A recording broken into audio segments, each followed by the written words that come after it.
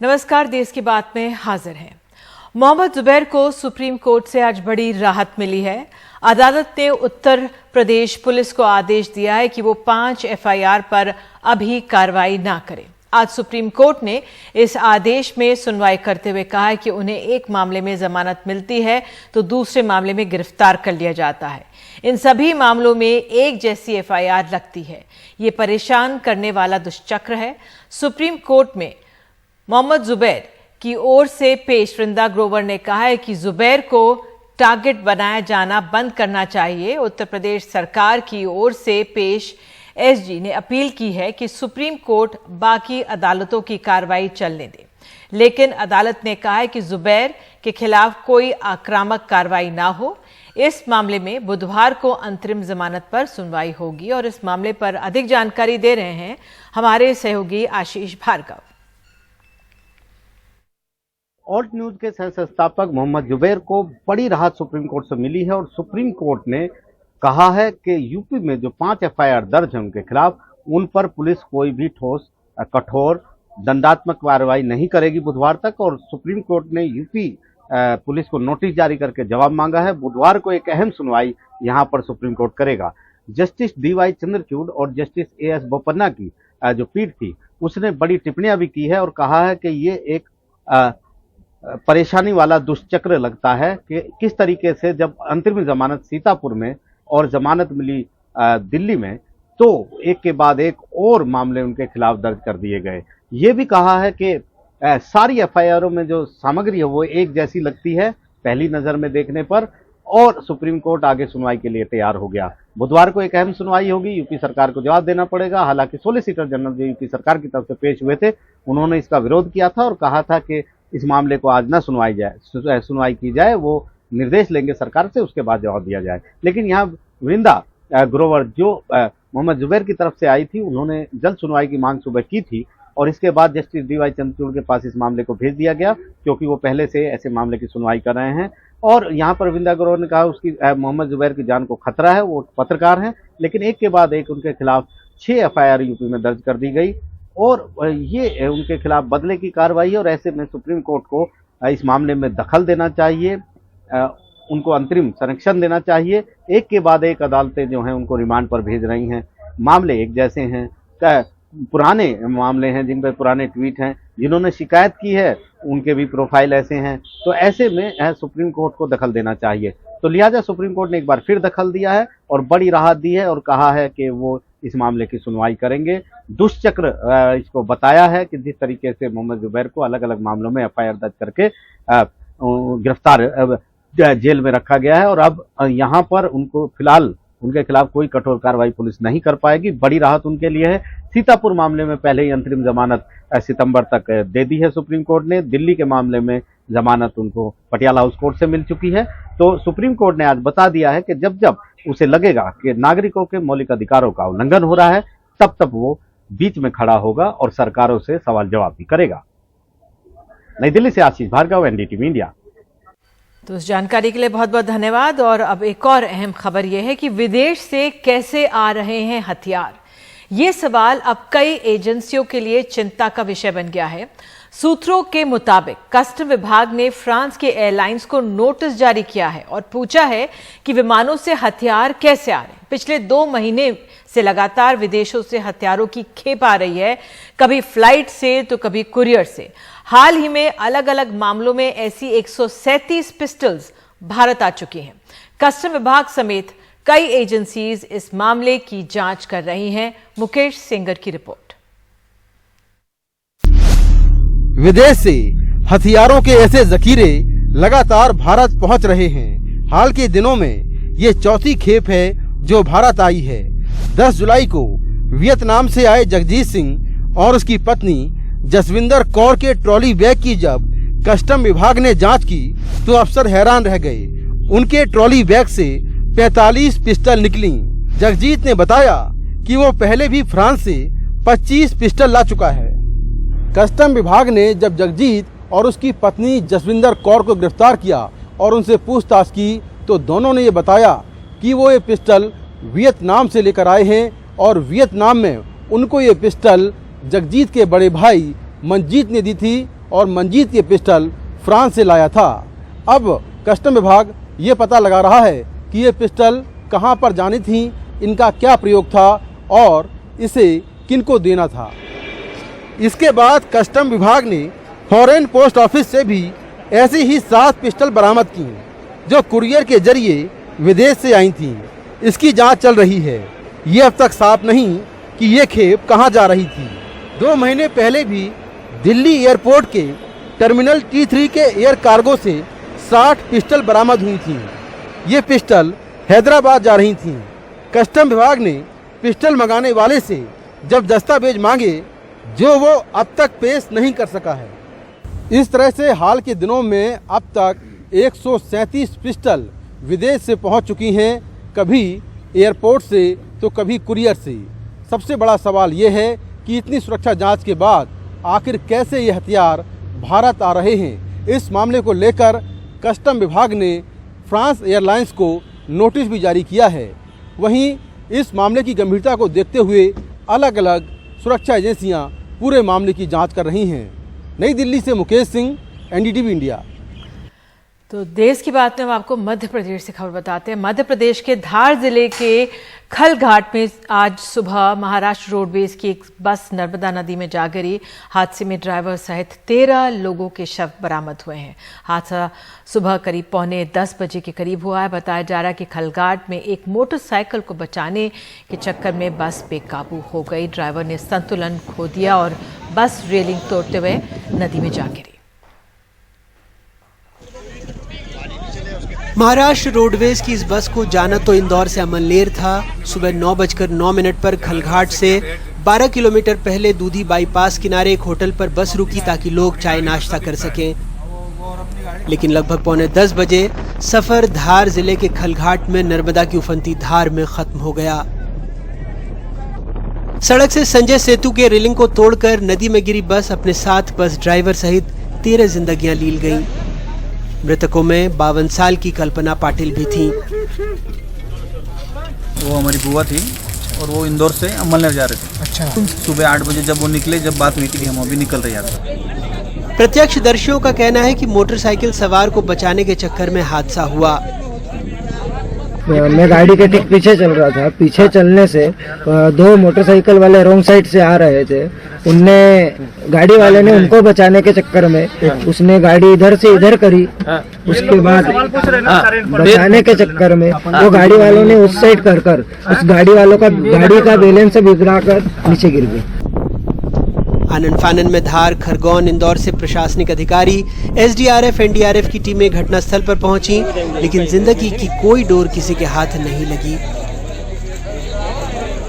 पहले खबर आई थी कि 15 लोगों को रेस्क्यू किया गया, लेकिन बाद में पता लगा ये सिर्फ प्रत्यक्षदर्शियों की गफलत थी। तो अभी जानकारी आई है कि उस बस में 13-14 लोग भी सवार थे और वो सभी मृत हुए। कोई भी उसमें से बचा नहीं। जिन्होंने सुबह जो नहाने गए थे उनको भगने वालों को बचा हुआ बताया, वो बचे उसके गिरने से थे।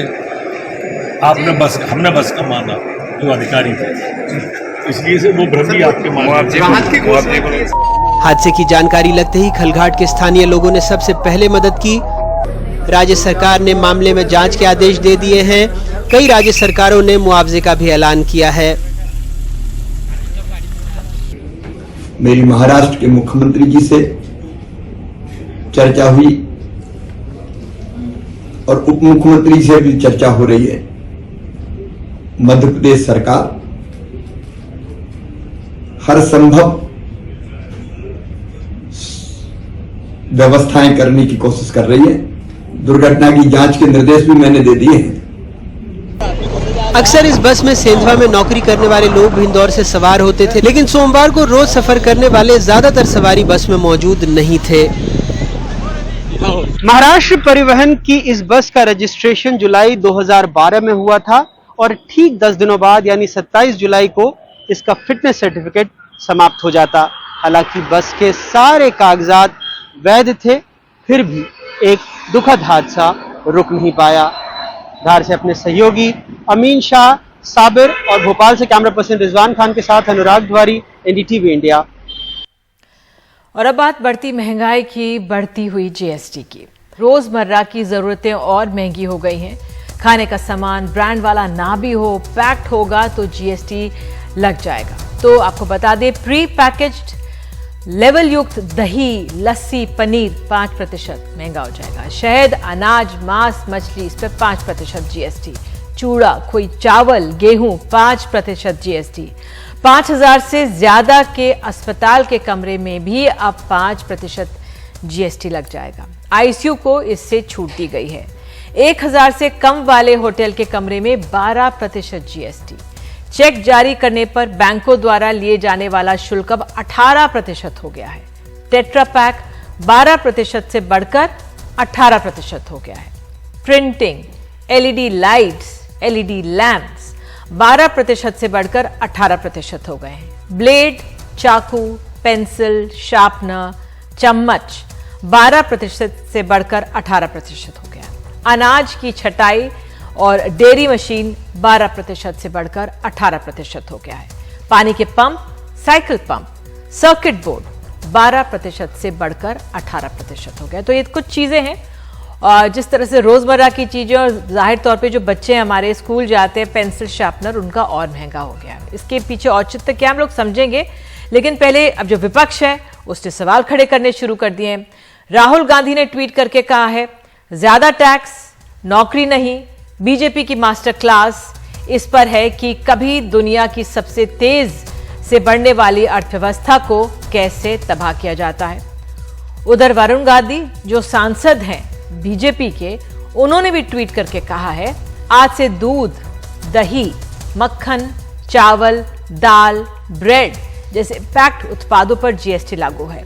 रिकॉर्ड तोड़ बेरोजगारी के बीच लिया गया ये फैसला मध्यम वर्गीय परिवारों, विशेषकर किराए के मकानों में रहने वाले संघर्षरत युवाओं की जेबों को और हल्की कर देगा।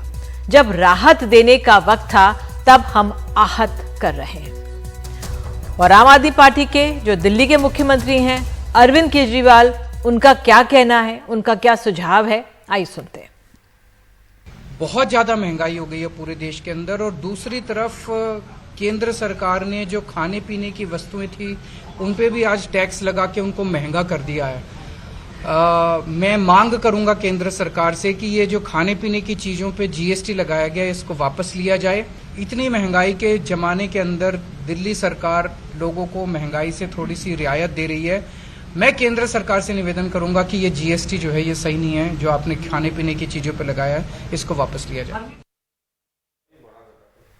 तो आपको बता दें, रोजमर्रा की चीजों के दाम बढ़ने से ग्राहकों के साथ दुकानदार भी परेशान हैं और हमारे सहयोगी ने पंजाब से रिपोर्ट भेजी है, सुनिए। महंगाई लगातार बढ़ रही है और आज से जीएसटी काउंसिल ने ज़रूरी सामान, जो खाने पीने के ज़रूरी सामान है, जैसे दूध है, दही है, चावल है, आटा है, इन सभी पैकेज्ड आइटम्स के भी रेट बढ़ाने की घोषणा की है। अब ये इफेक्ट में कब से आएगा, क्योंकि पुराने स्टॉक जो दुकानों में हैं उस पर तो अभी रेट की बढ़ोतरी नहीं हुई है, लेकिन यहाँ के दुकानदार बता रहे हैं कि जब जीएसटी के रेट्स बढ़ते हैं तो उसके असर होने में, दाम पर असर होने में 2-3 दिन लग जाते हैं। ये जो फ्रेश लॉट आता है सामान का उसमें पता चलता है। इस वक्त हम मोहाली की एक दुकान पर खड़े हैं और यहाँ पर जो राशन की शॉप चलाने वाले, मेरे पीछे आप देख सकते हैं, साहिल हैं, उनसे बात करेंगे और समझने की कोशिश करेंगे कि जीएसटी के रेट जब बढ़ते हैं या ज़रूरी सामानों पर इस महंगाई के दौर में और जब दाम बढ़ रहे हैं तो इससे लोगों के कंजम्पशन पर क्या असर पड़ता है, ख़रीदार क्या अपनी ख़रीदारी में कटौती कर रहे हैं और इनके खुद की कमाई या इनकी जो यहाँ पर बिक्री है उस पर क्या असर पड़ रहा है। ये बताइए कि दूध, दही, मक्खन, लस्सी, इन सब आइटम्स पे जीएसटी आज से लगेगा। फ़िलहाल क्या रेट है दूध, दही वगैरह? फ़िलहाल 54 रुपये लीटर है दूध का, तो उससे भी अगर एक्स्ट्रा लेते हैं तो 60 रुपीज़ लीटर है। और बटर में अभी 5 रुपीज़ का बढ़ोतरी हुई है जी। कब बढ़ोतरी हुई है? अभी ये 10 दिन हुआ होगा। और अगर आज से जीएसटी लग जा रही है तो मान के चलिए 5 रुपये 10 रुपये तो बढ़ना ही बढ़ना है, 60 रुपीज़ तो हो ही जाना। कस्टमर हमसे पूछता है कि इसकी महंगाई इतनी क्यों हो रही है, तो हम कैसे उनको बताएं कि जीएसटी का वो रूल है, आगे सरकार की तरफ से ऐसा हो रहा, तो हम इसमें कुछ नहीं कर सकते। और जहाँ हमारी शॉप की दिन की मान के चलिए 80-90 हज़ार रुपये थी सेल, वहाँ घट के 50 से 60 हज़ार, 20-30 हज़ार का नुकसान हो रहा है। तो अगर एक एक आइटम की बात करें कि अभी आटे का क्या रेट? आटे का भी MRP उस पर 420 रुपीज़ है। और अब हाँ जी, पर केजी नहीं, 10 kg 10 kg का 420 रुपीज़। हाँ यस, और अभी GST अगर लग जाएगी मान के लिए 450 रुपीज़ हो जाएगा 10 kg का। हाँ जी, और बटर का बात करें तो 52 MRP है। कल हो सकता है अगर आज से GST बढ़ रही है तो हो सकता है कल से और भी बढ़ जाए। मिल्क का तो अभी 27 रुपीज़ पर पैकेट है हाफ kg का, कल से 30 भी हो सकता है। इसके बारे में अभी कोई अंदाजा नहीं लगा क्योंकि आज से GST का नियम लागू हो गया, बढ़ रहे हैं। अच्छा, तो आपकी अगर बात करें, आप रिटेलर भी हैं, तो आपके अपने इनकम पे क्या असर पड़ रहा है इसका? हमारे इनकम में तो 50% का ऑफ हो ही गया है। 50% जहाँ 100% था, मान लीजिए 10% 20% चलता है, 50% हाफ हो गया है। और अब इससे जो है क्या कंज्यूमर जो यहाँ पे लोग सामान खरीदते हैं, इस तरफ हो जाइए, तो क्या इस इन लोगों के सामान खरीदने में भी घटौती मतलब घटा है या घटाया लोगों ने? बहुत ज़्यादा घटा दिया उन लोगों ने। जहाँ एक कंज्यूमर 100 रुपये का सामान लेता है, वहाँ अब कंज्यूमर 50 रुपये का सामान ले रहा है क्योंकि पैसे पूरे हो नहीं पा रहे, रेट डेली बढ़ते जा रहे हैं।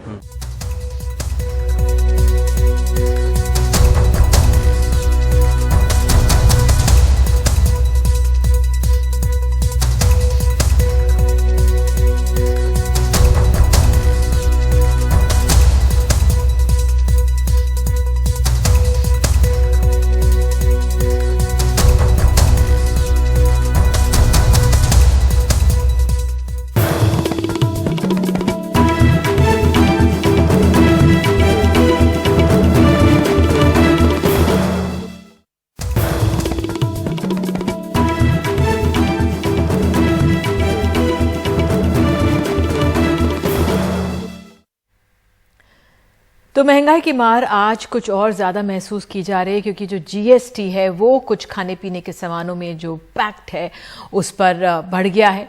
और आपको बता दें, अब जैसे GST उस पर लग जाएगा जो ब्रांडेड ना भी हो लेकिन पैक्ड हो तो वो महंगा हो जाएगा। अब प्री पैकेज जैसे हम दही, लस्सी, पनीर लेते हैं, शहद, अनाज लेते हैं, चूड़ा, चावल, गेहूँ, पेंसिल, शार्पनर, LED, ये सब महंगे हो गए। और सब पे बात करने के लिए हमारे साथ बेहद खास मेहमान हैं। हमारे साथ आपको बता दें हैं सुधीर मुनगंटीवार जी, बहुत बहुत धन्यवाद जुड़ने के लिए। सुधीर जी, अघोषित आप वित्त मंत्री कहे जा सकते हैं महाराष्ट्र के। अभी तक कैबिनेट का अनाउंसमेंट नहीं हुआ है लेकिन आप जुड़े हमारे साथ, बहुत बहुत धन्यवाद। ये बताइए सर, क्या ज़रूरत थी, क्योंकि महंगाई वैसे इतनी है, रोज़मर्रा की कुछ चीज़ें जो पोषण में हमें मिलती हैं, दूध, दही, जो कामगार लोग हैं ब्रेड लेते हैं, ये सब महंगा क्यों? ऐसा है कि आपको पता है जब GST 1 जुलाई 2017 को आया तो हम न्यूट्रल टैक्स की दृष्टिकोण से करों की दरों को तय कर रहे थे। अपने देश के कई राज्यों में महाराष्ट्र छोड़कर पहले से ही इन वस्तुओं पे GST यानी तब का वैट था। तब भी GST काउंसिल में ये चर्चा हुई और महाराष्ट्र की ओर से हमने आग्रह किया कि महाराष्ट्र ने कभी इस पे वैट लगाया नहीं है, आप इस पे GST जब अगर लगाओगे तो कुछ प्रश्न उपस्थित हो सकते हैं। पंजाब जैसे राज्यों का आग्रह था कि GST लगना चाहिए। आपको मैं एक जानकारी अवश्य दूंगा कि जो GST लगता है वो केंद्र सरकार नहीं लगाती। GST ये GST काउंसिल में तय होता है और GST काउंसिल ये एक मत से कोई भी निर्णय करती है। GST काउंसिल में अभी तक मतभिन्नता नहीं हुई, चर्चा हुई है, संवाद हुआ है, मगर वहाँ पे जो मतदान होता है ना केंद्र जीत सकता है ना राज्य जीत सकता है, क्योंकि 2/3 मेजॉरिटी ये राज्यों के पास है, 1/3 मेजॉरिटी ये केंद्र के पास है और कोई भी डिसीजन ये 3/4 मेजॉरिटी से होना चाहिए। इसका मतलब हम अगर केंद्र को दोष देंगे तो ये अन्यायमूलक होगा, अन्यायकारक होगा। सभी राज्यों के जो फाइनेंस मिनिस्टर GST काउंसिल में है उन्होंने ये सोचा होगा कि कुछ राज्यों में वैट था, बीच में हमने GST नहीं लगाया, कोरोना की वजह से हमारा इनकम कम हुआ और ये प्रस्ताव आने की संभावना नकारी नहीं जा सकती, मगर GST ये केंद्र सरकार को लगाने का अधिकार नहीं है, ये GST काउंसिल को ही लगाने का अधिकार है। लेकिन सुधीर जी, आप अब केंद्र को भी दोषी नहीं मानेंगे, आप राज्यों को भी दोषी नहीं मानेंगे, आप सिर्फ अब GST काउंसिल कुछ अलग थोड़ा ना हो गया है। हमारे राज्य के फाइनेंस मिनिस्टर ही वहीं पे बैठते हैं और हमारे केंद्र के मंत्री वहां पे बैठते हैं। मैं आपसे ये जानना चाह रही हूं, पेंसिल शार्पनर हम अपने बच्चों को शिक्षा देना चाहते हैं, पेंसिल और शार्पनर पे क्यों लगाया गया? मैं तो ये पूछना चाहती हूँ, वैसे ही इतनी मुश्किल है पढ़ाई करना और ऐसे में पेंसिल शार्पनर पे लगाने का क्या औचित्य सर? मैंने आपको पहले ही बता दिया, पेंसिल और शार्पनर पे कोई टैक्स लगाने से बहुत तो इनकम नहीं होगा। कोई पेंसिल पे टैक्स लगाने के बाद जीएसटी काउंसिल में राज्यों के इनकम में बहुत बढ़ोतरी होगी, ऐसी भावना नहीं होगी।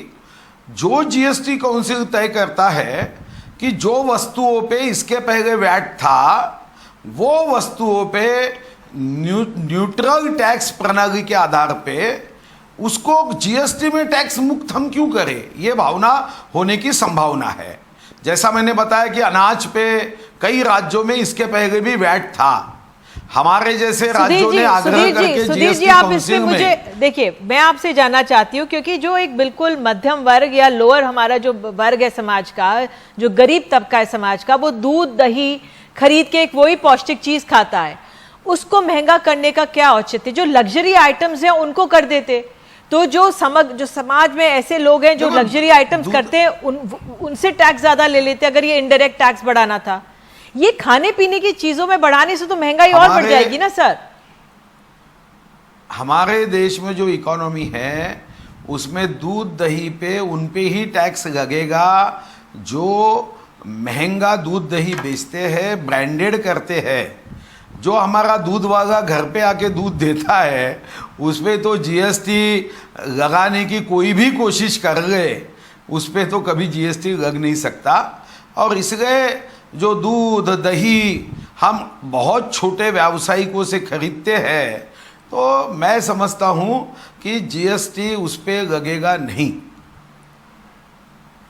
मैं आपसे पूछना ये भी चाह रही हूँ, आप कह रहे हैं नहीं लगेगा, मैं आपसे जानना चाह रही हूँ, हमारा अनऑर्गेनाइज सेक्टर का तो डेटा है नहीं, जो हमारा सबसे निचला तबका है, जो अमीर वर्ग है, जो कॉर्पोरेट है, उस पे विंडफॉल टैक्सेस क्यों नहीं लगाया जाता सकता? सर, आरबीआई कह रहा है कि जो कॉर्पोरेट्स हैं उनको 20 से 24% का फायदा हुआ है, तो हम लोगों ने क्यों नहीं कॉर्पोरेट पे टैक्स ज्यादा लगाया? क्यों हम इन रोजमर्रा की खाने पीने की चीजों को महंगा कर रहे हैं?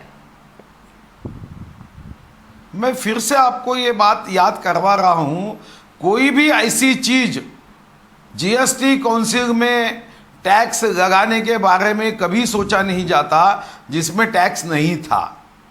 मैं फिर से आपको कह रहा हूं कि जिस पे वैट था वही वस्तुओं पे जीएसटी लगाना, ये सोच जीएसटी काउंसिल में होती है।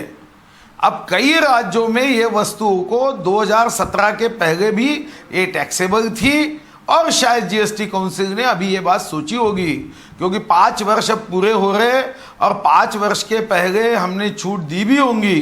तो 2017 के पहले जिन वस्तुओं पे टैक्स था तो उसके कारण जीएसटी काउंसिल ऐसा सोच सकती, ऐसा मेरा मानना है। सुधीर जी, मुझे जो आपका जवाब है मुझे बिल्कुल समझ नहीं आ रहा है। मैं आपसे ये समझना चाह रही हूँ, क्योंकि आप एक नेता भी हैं, आप महाराष्ट्र जैसे इतने बड़े राज्य की राजनीति आप लोगों के हाथ में है, तो आप लोगों ने पेट्रोल और डीजल तो अभी सस्ता करा महाराष्ट्र में।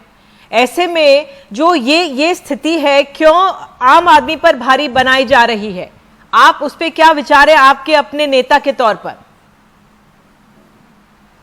नहीं, नेता के तौर पे मैं आपको बड़े स्पष्ट रूप से कह रहा हूं, कहीं तो भी ब्रांडेड वस्तुओं पे ही ये टैक्स लगेगा। जो घर में दूध देते हैं या छोटा कोई व्यावसायिक है उसको इस टैक्स को देने की आवश्यकता कभी नहीं रह सकती। बट ब्रेड सर, ब्रेड दूध पनीर तो एक नॉर्मल आदमी लेता ही है ना, वो अपने पोषण के लिए काम काजी। आप मुंबई में कितने लोग जी, मैं आपको फिर से कह रहा हूं, जितने ये छोटे व्यावसायिक होते हैं उनको जीएसटी ने एक मर्यादा में छूट दी है।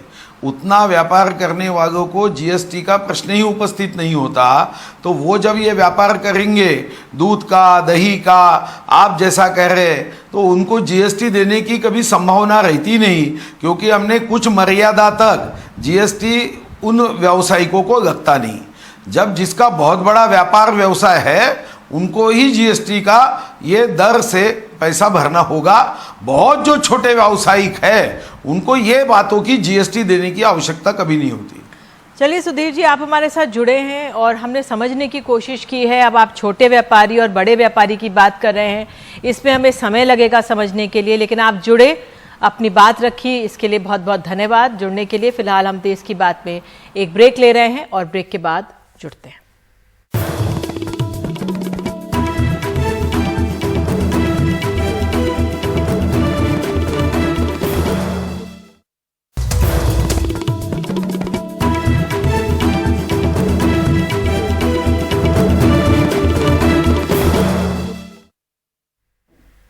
आज देश के सर्वोच्च संवैधानिक पद राष्ट्रपति के लिए मतदान हुआ है, जो सुबह 10 बजे से शुरू हुआ और शाम 5 बजे तक चला।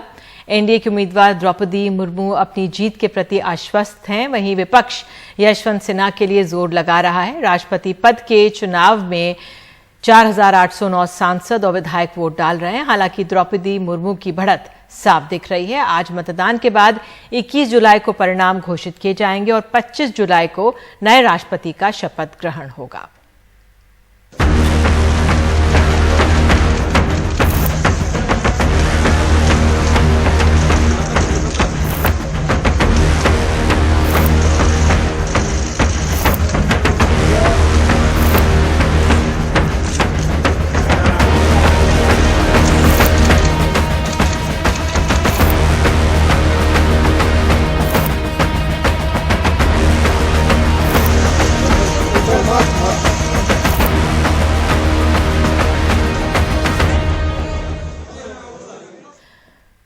तो ओडिशा के मयूरभंज जिले में जश्न का माहौल है। द्रौपदी मुर्मू के लिए खास पूजा अर्चना की जा रही है। लोग खुश हैं कि इस पिछड़े जिले से एक आदिवासी महिला देश की पहली नागरिक बनेगी।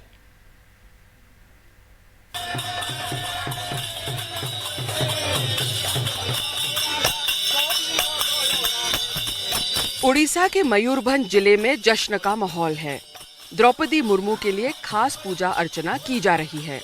लोगों में उत्साह है कि इस पिछड़े जिले से एक आदिवासी महिला देश की पहली नागरिक बनेगी। आपका जैसे एक लेडी आगे जाके राष्ट्रपति बनती है तो बहुत बड़ा सम्मान है ना? हाँ, बहुत बड़ा सम्मान है। बहुत अच्छा लगेगा हम लोग को। आपको क्या यहाँ पे लेडीज अब आगे पढ़ती हैं, लिखती हैं, आगे बढ़ रही है क्या? जॉब करते हैं? हाँ, जॉब भी करते हैं। हम बहुत खुश हैं। यहाँ का द्रौपदी मुर्मू यहाँ का बन रहे हैं। ओडिशा का इतना बहुत खुश है। मयूरभंज में है, इसीलिए बहुत हम खुश हैं। जीत का कामना कर रहे हैं। यहाँ सभी महिला और पुरुष जमा हुए हैं, बच्चे बूढ़े सब जमा हुए हैं, ग्रामवासी जमा हुए हैं और इतना खुशी है कि केंद्रीय मंत्रिमंडल में श्रीमती द्रौपदी मुर्मू को प्रार्थनी बनाया, कैंडिडेट बनाया। ये पहला खुशी है। द्वितीय खुशी उनका जीत की खुशी। ये ऐतिहासिक विजय होगा क्योंकि भारत में माने 75 साल स्वाधीनता होने के बाद भी एक भी आदिवासी महिला एक राष्ट्रपति नहीं हुआ था। मयूरभंज का ये इलाका पिछड़ा हुआ है, लेकिन यहाँ द्रौपदी मुर्मू महिला सशक्तिकरण की एक मिसाल है। अपने गांव से वो पहली महिला बनी जिन्होंने कॉलेज तक की पढ़ाई करी। इस साधारण घर में वो रहती हैं। झारखंड के राज्यपाल पद से जब वो रिटायर हुई तो यहाँ वापस इस घर पे लौटी। उनका छोटा भाई यहाँ रहता है। कहता है दीदी बहुत साधारण और सरल व्यवहार की है। एकदम सिंपल है वो, मतलब कोई ये का ऐसा नहीं है कि वो आपको वो जैसे बोले कि वो भी एक गाड़ी है, वो भी उसका बेटी का नाम पे वो गाड़ी भी है, बस उसी गाड़ी से जाना आना करते रहता है। अभी वो गाड़ी भुवनेश्वर में छोड़ के वो चला गया दिल्ली। वो 3 बजे उठ जाता है, उसके बाद मेडिटेशन कर लेते हैं। उसके बाद सुबह 4:30 बजे से मॉर्निंग वॉक चले जाता है मेरे वाइफ का साथ। वहाँ से आके थोड़ा फैन का ये में बैठने के बाद नहा लेते हैं। उसका बाद फिर योगा करते हैं। योगा का करने के बाद 10:30 बजे जाके वो टिफिन उपिन रखाते हैं। रायरंगपुर से करीब 30 किलोमीटर दूर पहाड़पुर में द्रौपदी मुर्मू की शादी हुई। पति श्यामचरण मुर्मू बैंक में काम करते थे। द्रौपदी मुर्मू खुद एक सरकारी क्लर्क और फिर टीचर रही हैं। जब वो काउंसलर बनी तभी उनका राजनीतिक सफर शुरू हुआ। बगल में स्कूल में वो टीचरशिप करती थी, तब से हम लोगों का साथ जान पहचान है और उसके बाद जो काउंसलर बनी, काउंसलर के बाद वाइस चेयरमैन जो बनी, वाइस चेयरमैन के बनने के बाद उनको सफाई का जिम्मा दिया गया। तो सफाई का जिम्मा वो खुद खड़े होके, मतलब कहीं नाली साफ हो रहा है, कहीं कुछ सफाई हो रहा है, तो खुद खड़ी होके छाता पकड़ के खड़ी होके सफाई देखती थी। मुर्मू को निजी जिंदगी में काफी दुख का सामना करना पड़ा। 2 युवा बेटों की मौत हो गई, पति गुजर गए। उनकी याद में उन्होंने अपने गांव पहाड़पुर में एक स्कूल भी खोला है। इस इलाके में शिक्षा का अभाव है और द्रौपदी मुर्मू चाहती है कि ज्यादा से ज्यादा बच्चे यहाँ से पढ़ के आगे बढ़े।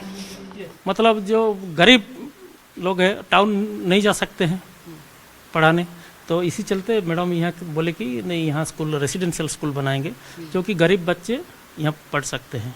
और जो पोर बच्चे हैं, मतलब 20% 30% जो बच्चा सब है गांव में भी है, तो लोगों को थोड़ा हाई करना है। द्रौपदी मुर्मू के गांव में अब एक महिला सरपंच है, रुक्मिणी मुर्मू, और यहाँ इनके समर्थन में खड़ी महिलाएं कहती हैं कि द्रौपदी मुर्मू के राष्ट्रपति बनने से उनमें भी एक उम्मीद की लहर है।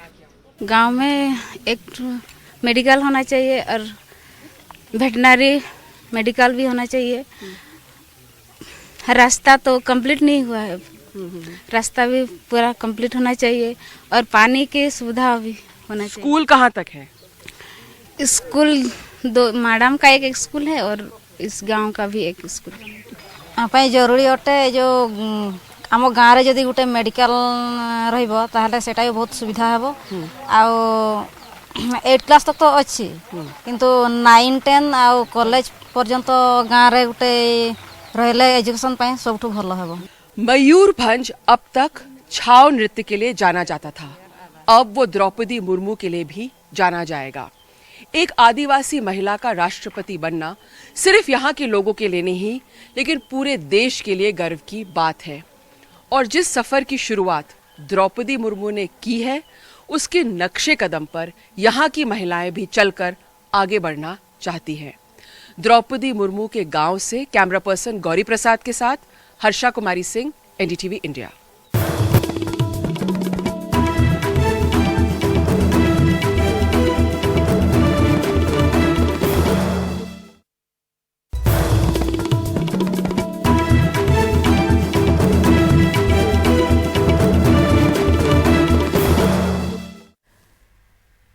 देश की बात में खबर तमिलनाडु से। तमिलनाडु के कलाकुरिची में 12वीं की एक छात्रा की मौत के बाद बीते कल यानी रविवार को भयानक हिंसा देखने को मिली है और मौत से गुस्साए लोगों ने सड़कों पर प्रदर्शन किया। इस प्रदर्शन ने इतना उग्र रूप ले लिया कि स्कूल में तोड़फोड़ की और स्कूल बसों को आग लगा दी। करीब 50 पुलिस वाले पत्थरबाजी में घायल भी हो गए हैं।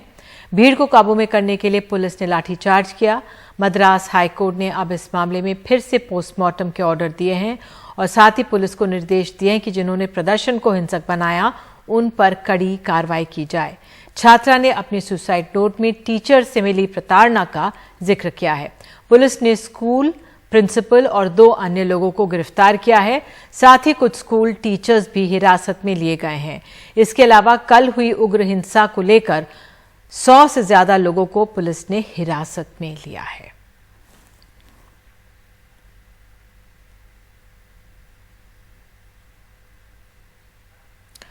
और इसी खबर के साथ देश की बात में आज के लिए इतना ही। नमस्कार।